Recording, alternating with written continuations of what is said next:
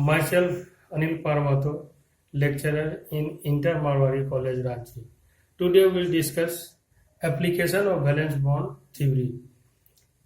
It is usually possible to predict the geometry of a complex from the knowledge of its magnetic behavior on the basis of valence bond theory.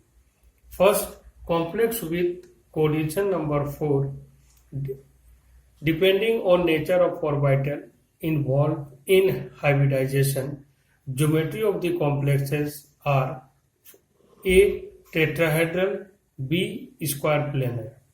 Second, complex with coordination number 6. Here the octahedral complexes are formed and have two types of hybridization. A. D2sp3 for inner orbital complex. B. sp3d2 for outer orbital complex. First example is Zn whole 4 to the power plus 2 is tetrahedral dimagnetic. In this complex, Zn plus 2 is the central metal ion which will make available 4 vacant hybrid orbital by sp3 hybridization for the formation of 4 covalent bond with 4 ammonia ligand.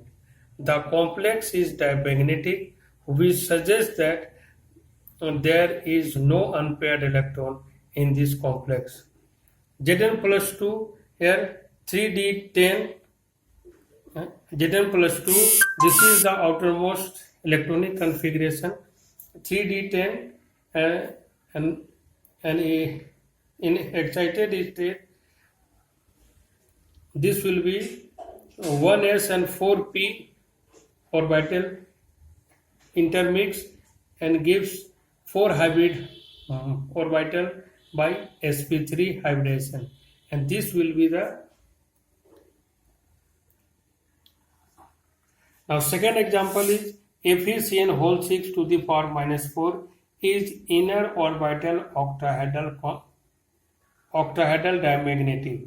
In this complex, the central metal ion is Fe plus 2, which will make available 6 vacant hybrid orbital by D2sp3 hybridization for the formation of 6 sigma covalent bond with 6 ligands. The complex is dimagnetic, so mu is equal to 0, which suggests that there is no unpaired electron in the complex. In Fe plus 2 state, the outermost electronic configuration is 3d6 and 4s and 4p orbitals are vacant. In excited state, this is the arrangement of outermost electronic configuration and 6 orbital intermix by D2sp3 hybridization and gives 6 hybrid orbitals, and this will be the final arrangement. Now, magnetic properties of coordination compound.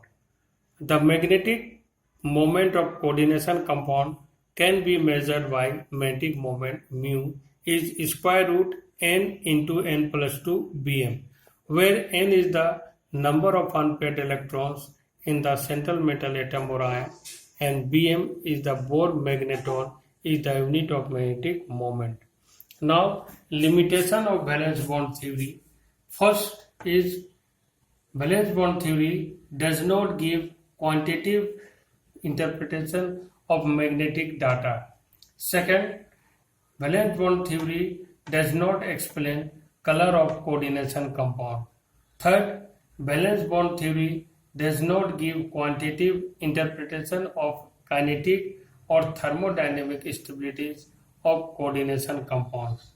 Fourth is valence bond theory cannot determine the exact prediction regarding a tetrahedral or square planar complex in coordination number 4, whether hybridization will be sp3 or dsp2 hybridization. And last is Valence bond theory does not differentiate weak and strong ligands. Thank you.